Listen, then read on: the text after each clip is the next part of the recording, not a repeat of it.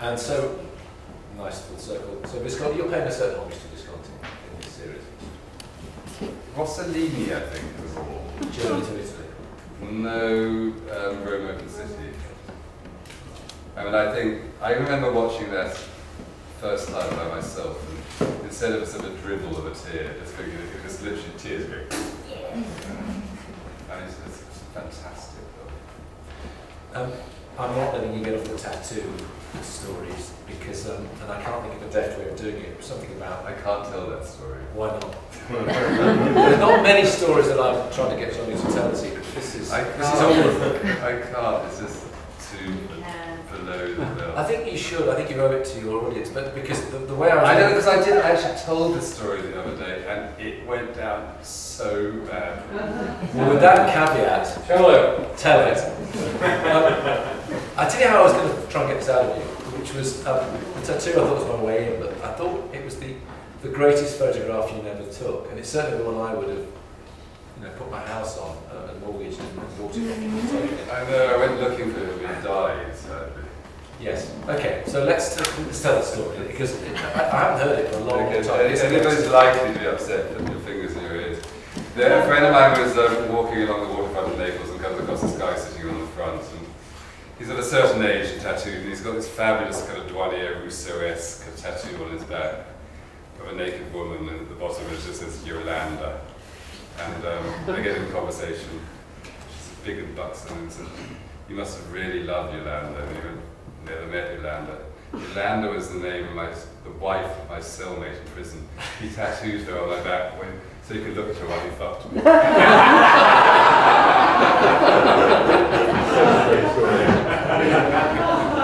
That's the way to do it. No one can do anything other than laugh, although it's a very... But how long did you... I never really asked you this, or grilled you this. How long did you spend trying to find this person? I mean, and how did you go about it? Minions were sent out, tracked down, but he sadly passed away the previous years. And is actually, in a way, that story, I mean, it's a funny story, but it absolutely sums up the Neapolitan temperament. It's like, what have I got to be embarrassed about? It's just stuff, it's fine, it's sort of, nobody's coy there. It's just pragmatism, I suppose. Yeah, but how symptomatic is this of other photographs that you've taken where you were told something in your time there, you realised there was something incredible or somebody incredible, or a combination of the two that you wanted to photograph, and therefore it became a quest to find them? No, not. So that's the exception. Hardly at all. I mean, the only two things I set up with the Feminielli was able payment. Everything else was just a chance encounter. And a lot of the things I saw once and never saw again, the girl on the swing next door. I came out of the church. There's an incredible church called Santa Maria in Trastevere. No, it's not Santa Maria in Trastevere. It's called in Sanita. And it's got these catacombs where the dead were taken down and they were put into alcoves, they were put in a position like this, and their heads were cemented into the alcove, and there was a hole underneath them, and they would put a bowl underneath, and their essence was basically liquids, they would dehydrate. And after they were completely dehydrated, they would be buried in the catacombs. Their skulls would then be stuck into the wall, and under a fresco, basically you would have this fresco of a sort of 17th century crinoline dress. Then you would have a fresco of ribs and arms, so skeleton up to the neck, and then you would have their actual skulls stuck into the wall, and then in a beautiful script of printed essay and that's in these catacombs in Santa Maria, in Sanita. And I came out, and then as I came out, I suddenly saw somebody put this makeshift swing up, and I took pictures and never saw it again. So it's just luck of being in the right place at the right time. Do you believe in the significant moment, and is that something that in any way informs what you do? Yeah, occasionally. I mean, I think, the picture of the boys retrieving the ball, it's like a little movie, there's so much going on. But that happens occasionally, but not that often. Let's throw you to the floor. Are there questions from the floor? Of course there are questions from the floor. I wondered if you could talk about Naples You talked about Naples without hope. Yes, it's a kind of. I just got back from Margate, which is a bit similar.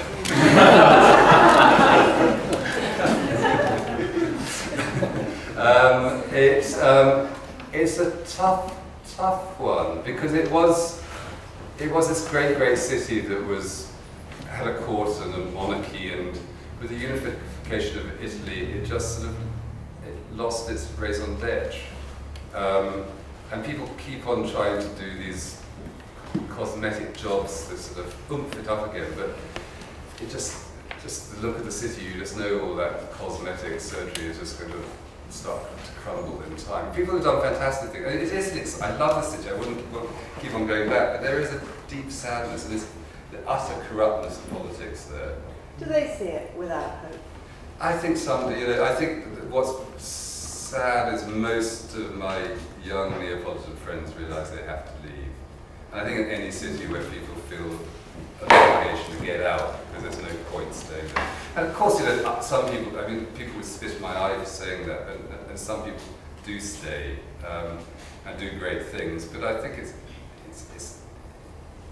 got a tough way ahead of them. Do you feel you've purged your own creative need for the city? I know you'll keep going back, but you'll keep going back to make work there. Yes, but not in the same intensity. I kind of feel there's not a kind of full stop on that project. I have to say, I went to another city the other day which sort of ticks all the right boxes again, which is Calcutta. But sadly, it's not 2.5 hour flight. Yes, but that's interesting. So what Johnny did next. Yeah.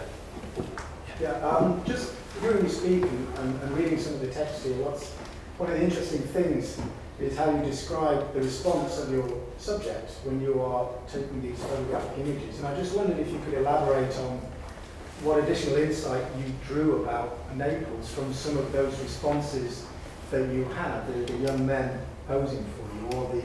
Well, I took a policy very early on that a Londoner turning up in kind of a tough southern Italian city and just taking photographs on the sly is it's one way of doing it, but I saw it as slightly patronising. I just thought that it's a simple matter of politeness, is just to always ask permission. And you might lose spontaneity, but then they do have this extraordinary...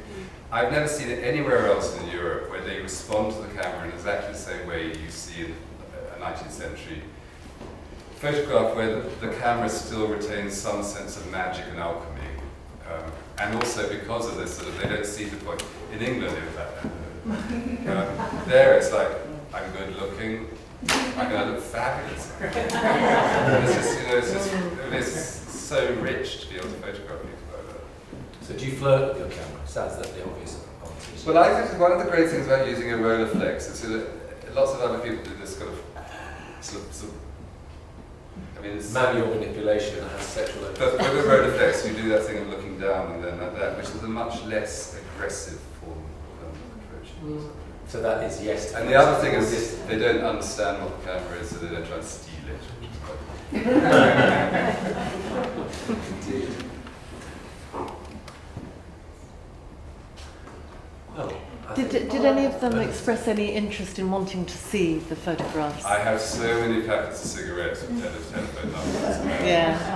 I'm afraid I was an absolute cad and didn't send any of them. But when you go back, would you go back to any of them? In a weird way, I don't think they're that interested. No, that's what I thought probably not. But it's a very good question because you did show. This show was first shown in Madre in Naples last year. The book's been published there, but the show was put up in Naples. Now, I'm not naive enough to suppose that necessarily all the people you photographed were au fait with the Neapolitan art scene, but there must have been some people, or there must have been some published publications and press who drew people's attention to the fact that they were there. Were you aware of people coming to see the show who recognised themselves? Only Patrizia, who threw a tantrum, one of the Feminielli threw a tantrum a couple of times. But I think she smelled money. That's the only reason. They're just not interested. They just wouldn't get it. They just wouldn't see the point of it. Is that an ongoing court case or can we know? Yes. Yes. Thank you. I just wondered, a lot of Italians are quite fond of giving people nicknames, often quite descriptive, and I wondered if any of your Neapolitan acquaintance or friends gave you a nickname that you're aware of. I'm not aware of it. That is quite likely, but I have no idea. Molto appetito, I think.